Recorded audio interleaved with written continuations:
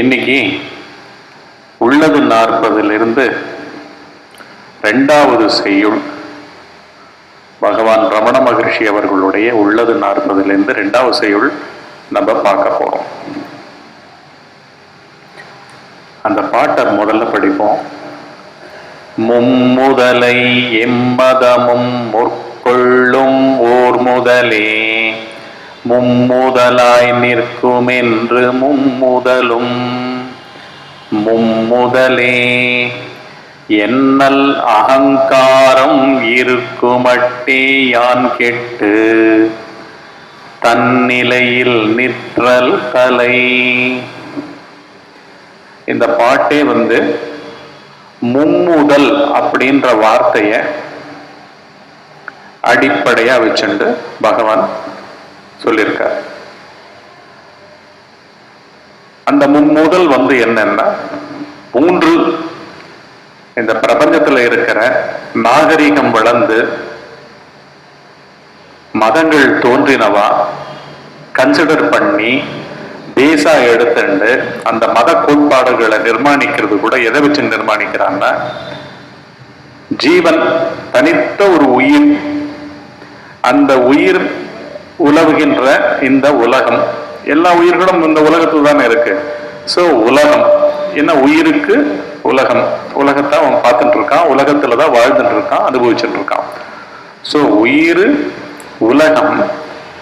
இவன் மனத்துக்குள்ள தான் தனியா திரும்பும் பொழுது சோகங்களையும் துக்கங்களையும் கஷ்டங்களையும் வேதனைகளையும் அனுபவிக்கும் பொழுது ஏதாவது ஒரு பொருள் இருக்காதா, மேலான பொருள் இருக்காதா அப்படின்னு அவனுக்கு ஒரு தேடுதல் ஆரம்பிக்கிறது. அது மூலமா மதங்கள் அந்த மேலான பொருளை பரம் அப்படின்ற சமஸ்கிருதத்துல. பரம்னா மேலானது அப்படின்னு அர்த்தம், பரவஸ்துன்னா மேலானதுன்னு அர்த்தம். இந்த 3 தான் எல்லா மதங்களுக்குமே பேஸ். இதை வச்சுட்டுதான் பகவான் இந்த பாட்டு அடிப்படையா தனித்த ஒரு மனிதரோ இல்லாட்டி ஒரு சமுதாயத்தில் இருக்கிற மனித சமுதாயமோ அமைதிக்கும் தன்னுடைய சங்கடங்களை தீர்க்கறதுக்கும் ஏதோ ஒரு துணையை வேண்டி தனக்குள்ளே தேட ஆரம்பித்து நிறைய கோட்பாடுகளை கொண்டு மதங்களை நிறுவியுள்ளன. மதங்களா அவ வச்சிருக்கா. அதுதான் இந்த மும்முதல் அப்படின்னு பகவான் சொல்றாருங்க. மும்முதலை எம்மதமும் முற்கொள்ளும். இந்த 3 தான் பேஸ். எல்லா மதத்துக்குமே என்ன, பலவிதமான மதங்கள் இங்க இருக்கு. ஆதிவாசிகள்னு சொல்லப்படுற காடுகள்ல வசிக்கிறவா கூட நகரத்தையோ வேறு மனிதர்களையோ பார்க்காத அந்த ஆதிவாசிகள் கூட ஏதோ ஒரு நம்பிக்கையில தெய்வங்களை வச்சுட்டு அங்க இருப்பா. இப்படி இருக்கிற ஒரு தனி மனிதனுக்கோ மனித சமுதாயத்துக்கோ இந்த மும்முதல் அப்படின்றதுனா அவனுடைய நம்பிக்கைக்கு, மேலான பொருள்னு அவன் நினைக்கிற ஏதோ ஒரு தன்மைக்கு, அந்த நம்பிக்கைக்கு அவனை செலுத்துறது மதமா அது வருது. சோ அடிப்படை இந்த 3 தன்மைகள். ஒன்று தனித்த உயிர், அது மனிதர் உயிரா இருக்கட்டும் எதுவா இருக்கட்டும், மனிதன், உயிர், உலகம், மேலான கடவுள் தன்மை, பரவஸ்து. இதுதான் இது அடிப்படையா வச்சுருக்கிறதுனாலயே எல்லாருக்கும் இதுதான் அடிப்படை. இதை எல்லாரும் ஆமோதிப்பார்கள். இது இல்லாம எதுவுமே கிடையாது. மும்முதலை எம்மதமும் மேற்கொள்ளும், முற்கொள்ளும்னாலும் மேற்கொள்ளும் அடிப்படையாக அமைத்து தன்னுடைய கோட்பாடுகளை அது நம்பிக்கைகளாக நடத்தி வருகிறது. காலங்காலமாக ஒவ்வொரு மதம் நடத்தி வருது. அதுல ஓர் முதலே மும்முதலாக நிற்கும் என்றும்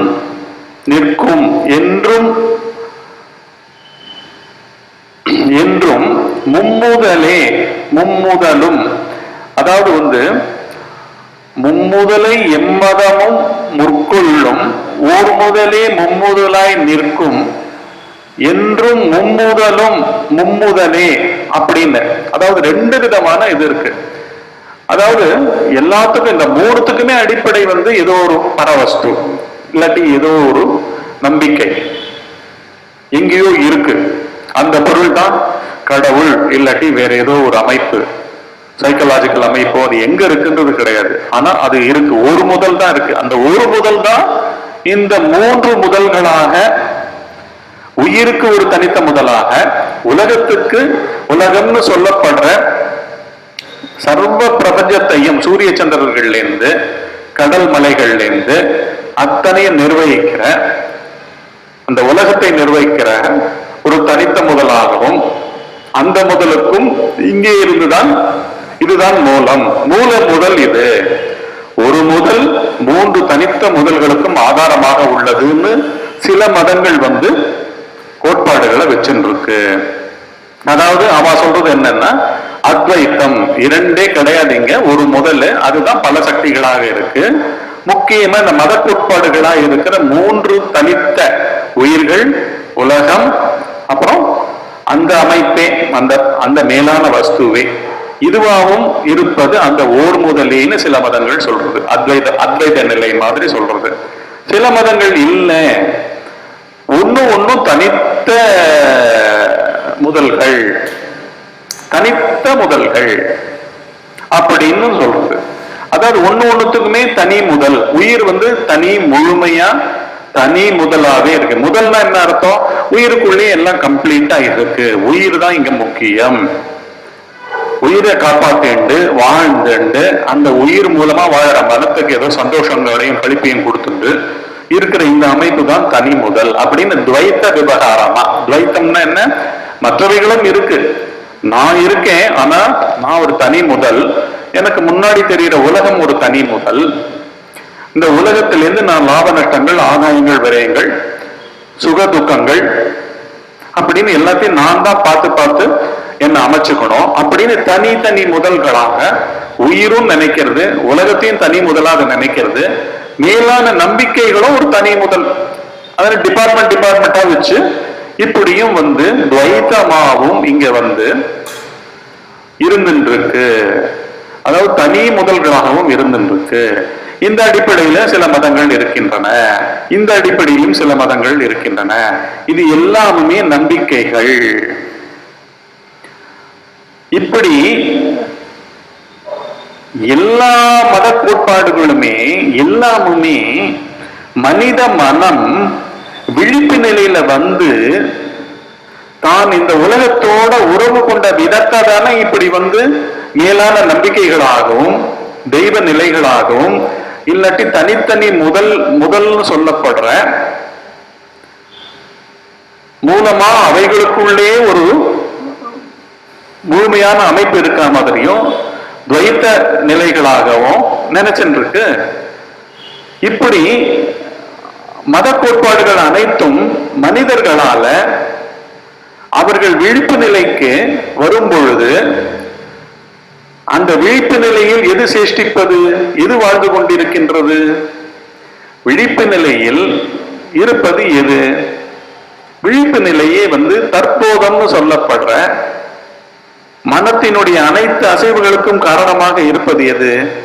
நான் இந்த தேகம் என்று தன்னை அந்த உடலோடு பிணைத்து கொண்டு நீ, அவன், அவள், அது, மற்றவைகள்னு மற்றவைகளை பிரித்து அனைத்து வித்தியாசங்களையும் கற்பிக்கும் தற்போதம் என்ற அகந்தை தானே. இந்த அகந்தையினால கட்டப்பட்ட அனலிட்டிக்கலாகவும் அது தான் ஒரு முழுமையான வஸ்துன்னு தன்னுடைய தனி அதிகாரத்தை தானாகவே கற்பித்து கொண்டு அமைத்தவைகள் தானே இந்த கோட்பாடுகள்.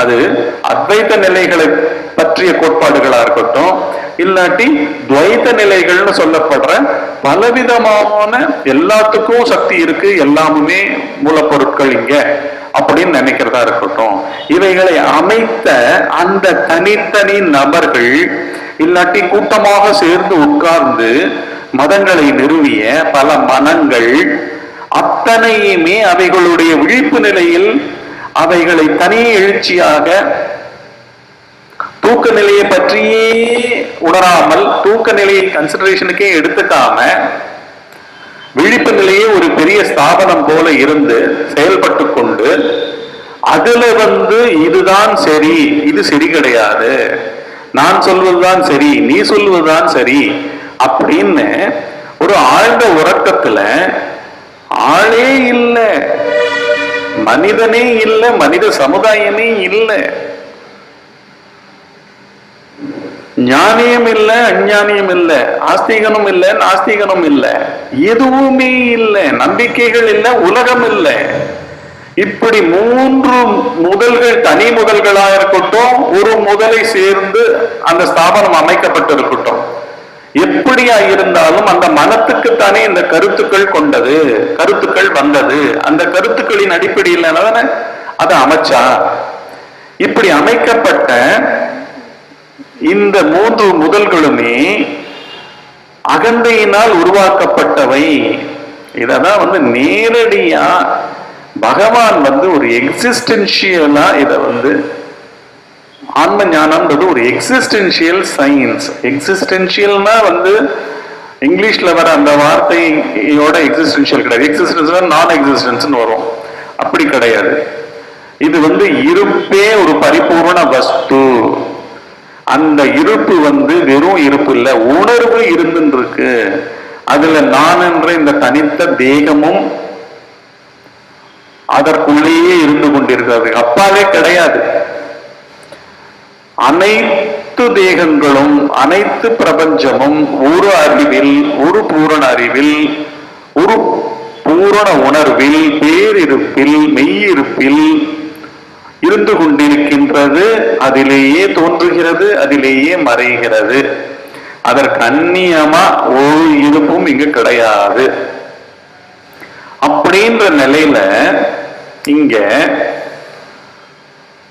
ஒரு எக்ஸிஸ்டென்ஷியல் இருப்பினுடைய விஞ்ஞானத்தை மனிதனுடைய எந்த நிலைகளையும் விளக்காமல், முக்கியமாக ஆழ்ந்த உறக்க நிலையை சேர்த்து கொள்ளாமல் ஆன்மீக ஞானமே கிடையாது. உண்மையான ஆன்ம விசாரமே நடக்காது. அது ஒரு வேக்கிங் ஸ்டேட் மாத்திரம், கண்டப்பட்ட துண்டித்து தனியாக இயங்கிக் கொண்டிருக்கின்ற, மனத்தினால் இயங்கிக் கொண்டிருக்கின்ற இந்த விழிப்பு நிலை வாழ்க்கை மாத்திரம் ஒரு ஆன்மீக கோட்பாடுகளை அமைக்க முடியாது. அதை ஒரு நம்பிக்கையாகவும் வாழ்ந்து கொண்டிருக்க முடியாது. ஏன்னா ஆழ்ந்த உறக்கத்துல இத்தனை அமைப்புகளையும் பேசிக் கொண்டிருந்த, விவாதித்துக் கொண்டிருந்த, வாக்குவாதங்களுக்கும் சர்ச்சைகளுக்கும் பேசி பேசி என்ன போறது, ஒன்று பெருசு எந்த பெருசுன்னு பேசுற ரெண்டு பேருமே ஆழ்ந்த உறக்கத்துல இல்லை. ஆழ்ந்த உறக்கம்ன்றது என்ன நிலை, அதை எப்படி ஒதுக்கி விடலாம்? இங்கதான் பகவான் இது ஒரு பேச்சுக்களுக்கு அப்பாற்பட்ட ஒரு இருப்பு. ஆழ்ந்த உறக்கம் எப்பேற்பட்ட இருப்பு சொல்லுங்க. ஆழ்ந்த உறக்கத்துல தனி மனிதன் அவன் மனத்திலிருந்துதான் அந்த மனிதனை ஒதுக்கிறான். ஆழ்ந்த உறக்கத்திலிருந்து விழிப்புக்கு வரும் பொழுது மனம் முதலில் விழித்துக் கொள்கிறது. அந்த விழித்து கொண்ட மனம்தான் தன்னை ஒரு தனி முதலாக நினைக்கும் பொழுதே அது பிரபஞ்சத்தை அந்நியப்படுத்தி தான் ஆகணும். உடனே கோட்பாடுகள்லாம் வந்துடும், நிறைய பிலீஃப்ஸும் வந்துடும், டிஸ்பிலீஃப்ஸும் வந்துடும். இப்படி அதனுடைய புத்தி இயக்கம் பலவிதமாக அதனுடைய பலம் பலவீனம் இதை ஒட்டி வெட்டி விவாதித்து, நான் வச்சதுதான் எங்க சட்டம், நான் பேசுறதுதான் நியாயம் அப்படின்ற மாதிரி தான் அது இயங்கும். ஆனால் அதே மனிதன் சிறிது தருணத்திற்கு முன் ஆழ்ந்த உறக்கத்தில் இருக்கும் பொழுது அவனுக்கு அவனே இல்லை. அவன் இப்பொழுது விவகரிக்கும் இந்த பிரபஞ்சமும் இப்பொழுது இல்லை. கடவுள் இல்லை, நம்பிக்கைகள் இல்லை, அவநம்பிக்கைகள் இல்லை, இல்லை இல்லை இல்லை அப்படின்ற இல்லைன்னு இருந்தாலும் அவனுடைய இருப்பு, அவனுடைய உயிர்ப்பு வெறுமனே அந்த உடலில் போய் வந்து கொண்டிருந்தது. அவனுடைய மூச்சு சுவாசம் போய் வந்து கொண்டிருந்தது, அவனுடைய இரத்த ஓட்டம் சுத்திகரித்துக் கொண்டிருந்தது. எல்லாம் ஒவ்வொரு செல்லுலையும் சரி, அண்டத்திலையும் சரி, எல்லாம் நடந்துருக்கு. நம்மளுடைய கவனம் பிரஜை இல்லாத தருணங்களில் கூட இப்படி ரொம்ப அடிப்படை விஞ்ஞானம் தான் இந்த ஆன்ம பொருள். இது ஆன்ம பொருள் ஏன் சொல்ல வேண்டியதா இருக்குன்னா, நான் சொல்லப்படுறதுனுடைய இன்னர்மோஸ்ட் கோர் இது. இதுக்கு பின்னாடி ஒண்ணுமே இல்லை. பகவத்கீதையில பகவான் கிருஷ்ணர் ஒரு ஸ்லோகம் சொல்றார், மத்தக பரதரம் ந அந்யத் கிஞ்சித் அஸ்தி தனஞ்சய. மத்தக பரதரம், எனக்கு, அதாவது எனக்குன்னு அவர் சொல்றது இந்த ஆத்ம பொருளை சொல்றார். வார்த்தைகளை கடந்த, புத்தியை கடந்த, உடல் பொறிகளை கடந்த, உலகத்தை கடந்த, அனைத்தையும் கடந்த அந்த ஆன்ம பொருளுக்கு மேலான ஒரு நிலை ஒன்றுமே இல்லை. இது எல்லா ஞானிகளுடைய ஒருமித்த அனுபவம், ஒரே தன்மையான அனுபவம் இதுதான். அதற்கு மேலாக ஒண்ணுமில்லை. அதுதான் பூரண அறிவு. அந்த பிரஜை தான் நீங்களாகவும் நானாகவும் ஒரு புல்லாகவும் எறும்பாகவும் பூச்சியாகவும் பிராணிகளாகவும் தாவரங்களாகவும் மலைகளாகவும் நட்சத்திரங்களாகவும் கடலாகவும் பேர் இயக்கங்களும் அதுவே. அதிலிருந்து தோன்றியதுன்னு கூட சொல்ல முடியாது. அது இல்லாமல் இங்க எதுவுமே இல்லை.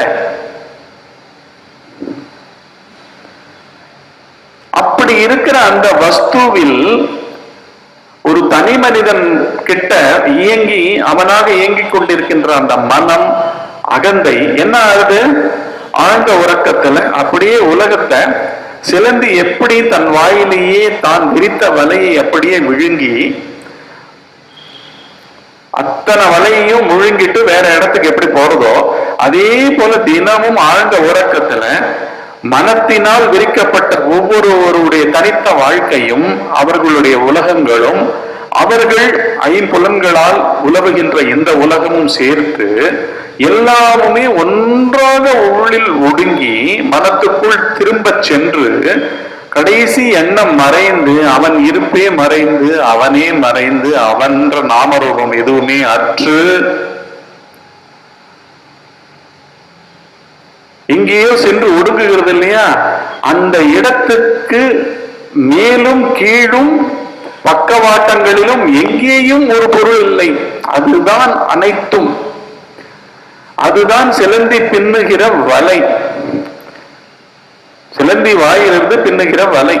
அந்த வலையில தான் அது அத்தனை பூச்சிகளையும் பிடிச்சி சாப்பிட்டுட்டு கொஞ்ச நாள் இருந்துட்டு திருப்பி அப்படியே சாப்பிட்டுட்டு அந்த வலையும் சேர்த்து சாப்பிட்டுட்டு போயிடுது. அத போல இங்க மனம் ஆன்ம பொருளினுடைய அதிசய சக்தி தான். ஒவ்வொருத்தருடைய மனமும் எல்லா பிரபஞ்சமும் அந்த மனத்துல தான் இருக்கு. நாம் இந்த எல்லைகளுக்குள் நம்மை கட்டி போட்டு கொண்டதால் இதுக்குள்ள நம்ம ஒடுங்குறோம். இப்படியாகத்தான் இந்த மதங்களும் உற்பத்தி வந்திருக்கு, நடைமுறைக்கு வந்திருக்கு. எல்லா மதங்களுமே அத்வைத்தம் இல்லாட்டி இரண்டற்ற அந்த பொருளுடைய இருப்பு இல்லாட்டி அறிவு நிலை ஒரு கற்பனை கிடையாது. ஏன்னா அன்றாடம் நாம் ஆழ்ந்த உறக்கத்துக்கு செல்லுவது, அங்கு வெறும் உயிர்ப்பு மாத்திரம் இருப்பது, திருப்பி எழுந்துக்கும் போது விழிப்பு நிலைக்கு வரும் பொழுது மிக மிக மெதுவாக அவரவர்களுடைய ஐடென்டிபிகேஷன்ஸோட அவ்வளவா எழுந்துக்கிறது, எந்த கன்ஃபியூஷனும் இல்லாமல் எழுந்து கொள்வது எல்லாமே ஒரு பொருள் அனைத்துமாக இருக்கிறது என்பது ஒரு நிலை, ஒரு உண்மை. உண்மையாக ஒவ்வொரு க்ஷணத்திலும் அதுதான் நடந்து கொண்டிருக்கிறது.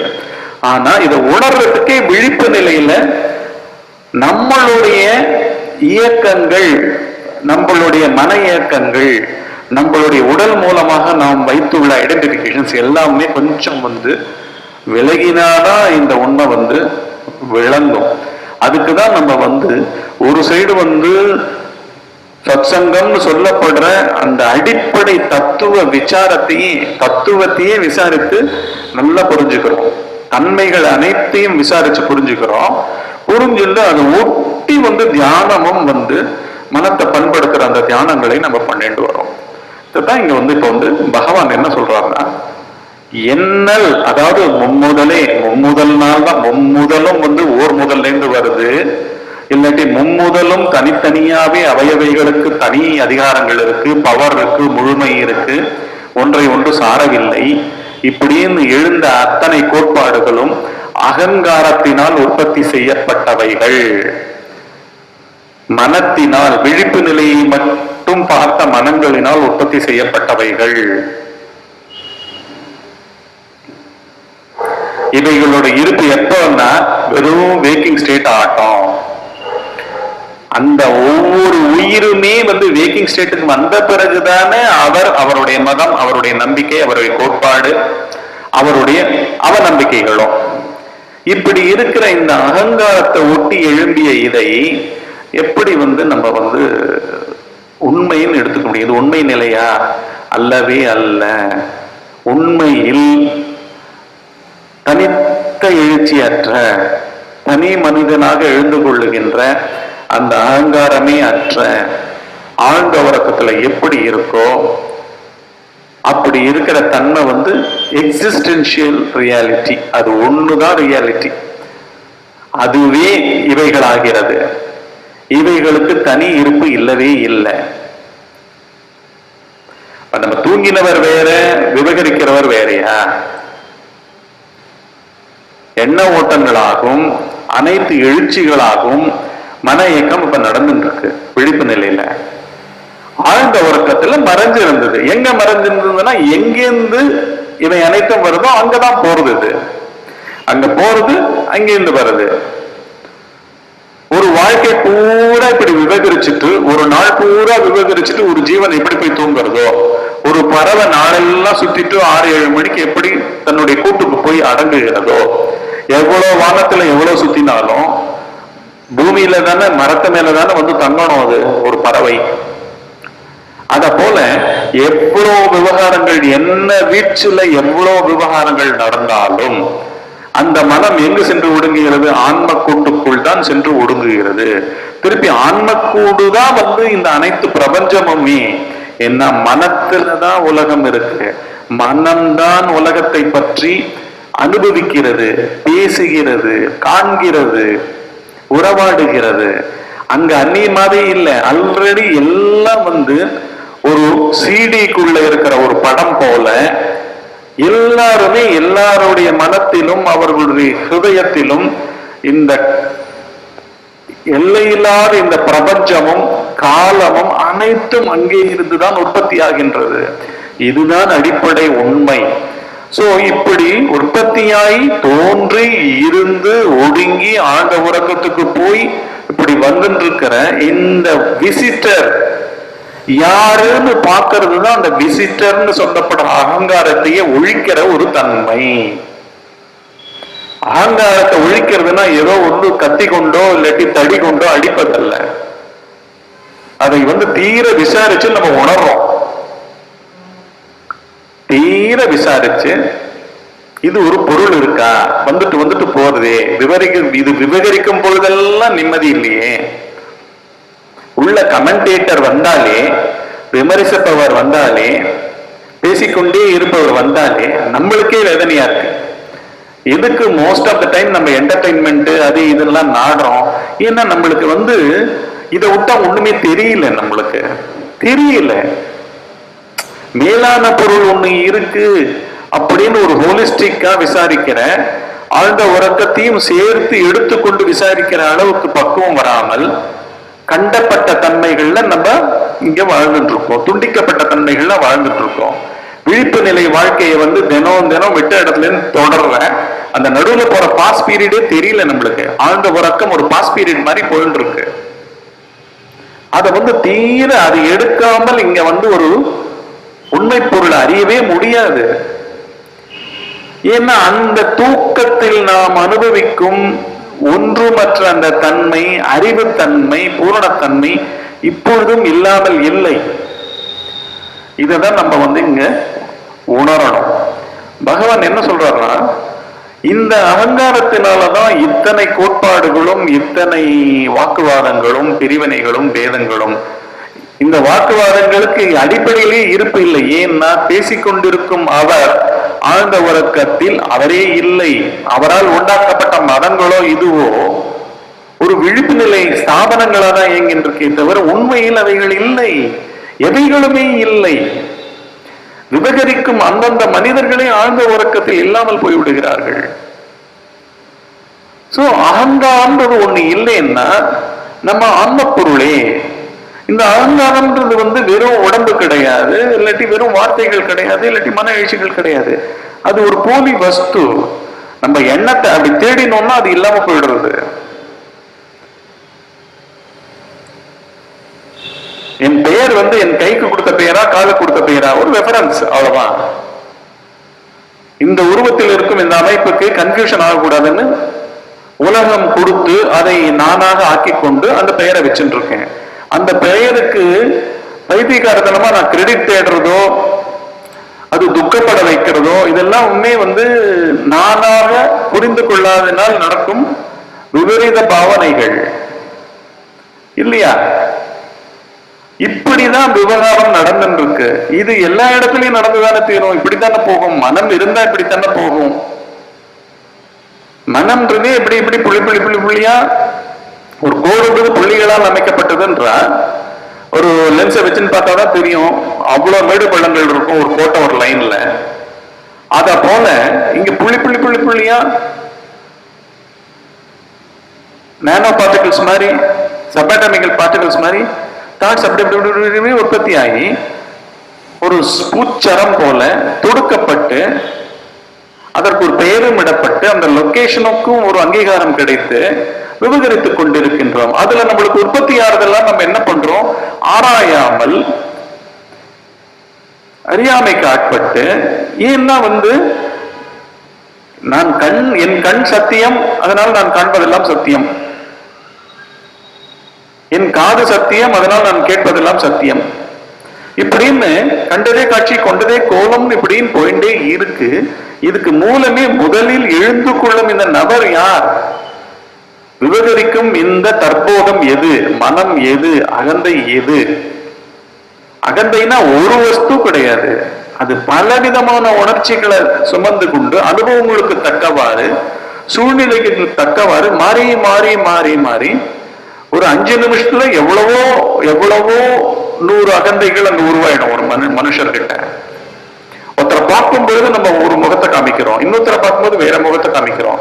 ஒருத்தரோட பேசும்போது ஒரு துணியில பேசுறோம், இன்னொருத்தரோட பேசும்போது வேற துணியில பேசுறோம். இப்படின்னு எல்லாம் கிரேடேஷன்ஸ், இன்டென்சிட்டிஸ், வித்தியாசங்கள் அப்படின்னு பல விதங்கள்ல விழிப்பு நிலை மூலம் விவகரிக்கும் ஒரு பொய்யான உடலை சார்ந்து எழும் ஒரு பொய்ப்பொருள் தான் இந்த அகந்தை. இதனால் கட்டப்பட்டதுதான் இந்த அடிப்படை கோட்பாடுகள். இதுக்கு மூலம் ஒரு மூல சக்தி இருக்கா, அத்வைத்தமா இருக்கா, துவைத்தமா இருக்கான்றது கூட உண்மையான ஒரு இது இல்லை. ஏன்னா பேச்சுக்களுக்கு அப்பாற்பட்டு, வாழ்க்கைக்கும் அப்பாற்பட்டு, விழிப்பு நிலைக்கும் அப்பாற்பட்டு பூரணமாக சதா தொலங்கிக் கொண்டிருக்கும், புதிதாகவே இருக்கும். பழையதுன்னு சொன்னா அதுதான் பழையது. அப்பேற்பட்ட பொருள் அது இருப்பு பொருள், அறிவு பொருள். அந்த பொருளை பார்க்கும் பொழுதுதான் இந்த அகங்காரம் என்ன ஆறுதான்? அடங்குறதா, ஒடுங்குறதா. அதுலதான் ஒடுங்கி உண்மையான தன் நிலைன்னு தன் நிலையில ஆன்ம நிலையிலேயே அது நிக்கிறதா. இது ஒண்ணுதான் சத்தியம். இதன் மனத்தால் கற்பிக்கப்பட்ட 3 முதல்கள், அந்த 3 முதல்களும் தனி முதற் பொருட்களா இல்லை மூல முதல்ல வந்ததா? இவைகள் அனைத்தும் வெறும் சச்சரவுகள். இந்த சச்சரவுகளுக்கெல்லாம் அப்பாற்பட்டு அந்த மூலப்பொருளான ஆன்ம பொருள், இருப்பு பொருள், அறிவு பொருள் தோன்றாமலும் மறையாமலும் தேயாமலும் மாறாமலும் இருந்து கொண்டே இருக்கின்றது. அந்த நிலையில நில், அது போதும் அப்படின்றார். இதுதான் இந்த பாட்டு. திருப்பி இந்த பாட்டை ஒரு தடவை படிப்போம். மும்முதலை எம்மதமும் முற்கொள்ளும் ஓர் முதலே மும்முதலாய் நிற்கும் என்று மும்முதலும் மும்முதலே என்னல் அகங்காரம் இருக்கும் மட்டே யான் கெட்டு தன்னிலையில் நிற்றல் தலை. இப்போ இத ஒட்டி வெட்டி ஒரு தியானம். என்ன தியானம்? வழக்கம் போல வெளியிலிருந்து மணி ஓசை வரப்போறது, உங்களுடைய மூச்சு போயிட்டு வந்துட்டு இருக்க போறது. அது ஏதோ ஒரு இடத்துல இருந்து நீங்க பார்த்துட்டே இருக்க போறீர்கள். அதை தவிர உங்கள் உடல் உணர்ச்சி நீங்கள் உட்கார்ந்து இருக்கிற அந்த கான்டாக்ட் பாயிண்ட், இல்லாட்டி கால்களை வச்சுருக்கிற தரை, இல்லாட்டி மேட், இல்லாட்டி செருப்பு, எதுலேயும் அந்த ஃபீலிங், இல்லாட்டி கைகளை வச்சுருக்கிறது அப்படின்னு அந்த ஃபீலிங் சென்சேஷனை கண்களை மூடி கவனிங்கோ. பேரலா மூச்சும் போயிட்டு வந்துருக்கு, அந்த ரெஃபரன்ஸ் பாயிண்ட்டையும் பார்க்கலாம். அது எங்கேயாவது உரசி செல்லும், அந்த ஃபீலிங்கை பாருங்கோ. மூச்சு பயிற்சி தனியாக பண்ண வேண்டாம். மூணாவது ரெஃபரன்ஸ் பாயிண்ட் வெளியிலிருந்து வருகின்ற மணி ஓசை. இந்த 3 ரெஃபரன்ஸ் பாயிண்ட்டும் எதுக்குன்னா, இந்த பொய் அகந்தையான விழிப்பு நிலையில் விவகரிக்கும் ஒரு பேய் அகந்தை, தற்சமயங்களுக்கு தோன்றி தற்காலிகமாக தோன்றி மறைந்து கொண்டிருக்கும் இந்த பொய் அகந்தையை சாராமல் நேரடியாக இருப்பாகவும் பரிபூர்ண அமைதியாகவும் பூரண பொருளாகவும் அறிவாகவும் இருக்கிற அந்த பொருளேதான் ஒவ்வொருவரும், ஒவ்வொரு புள்ளி ஆகாசமும் கூட. இது ஒரு மத கோட்பாடே இல்லை, இது ஒரு விஞ்ஞானம், மெய்ஞானம் என்கிற ஒரு விஞ்ஞானம். இதை தான் நீங்க இப்ப தியானம் பண்ண போறீங்க. அடுத்த 36 நிமிஷம் பண்ணுங்கோ. கண்களை திறக்கிற இன்ஸ்ட்ரக்ஷனை நானே கொடுக்குறேன்.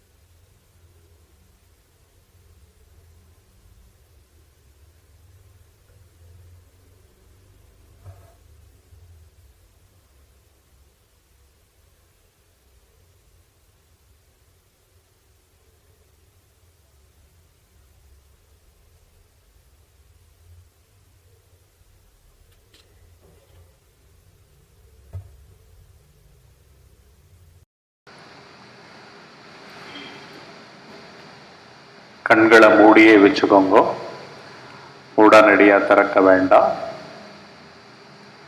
பகவான் ரமண மகர்ஷி அவர்களுடைய உள்ளது 42வது பாட்டை 2வது செய்யுள் நம்ம பார்த்தோம். 3 முதல்கள்னு சொல்லப்படுற அடிப்படையா இந்த பிரபஞ்சம் பூரா இருக்கிற உயிர், உலகம், பிரபஞ்சம், அப்புறம் மேலான வஸ்துன்னு சொல்லப்படுற ஏதானும் கடவுள் நிலைகள், இப்படி இருக்கிறது ஏதானும் இவைகளுக்கு ஒரு இருப்பு இருக்கு இல்லை, இதை பத்தி என்னத்துக்கு, இதை பற்றி ஆராய்ச்சி செய்கிற இந்த மனமே வந்து செல்கின்றதே. இந்த செல்கின்ற மனம் உண்மையில் அதற்கு ஒரு இருப்பு இருக்கான்னு தன்னை பார்க்க சொல்றார். அப்படி பார்க்கும் பொழுது அந்த மாதிரி ஒன்றும் இல்லாமல் மனம் அழிந்து ஏகதேசம் ஒரு பொருளாக, அறிவு நிலையாக, இருப்பு நிலையாக நாம் அனைவரும் ஒடுங்குகிறோம். அதுதான் நீங்க தலையாய உன்னதமான நிலை அப்படின்னு பகவான் இந்த பாட்டில் சொல்றார்.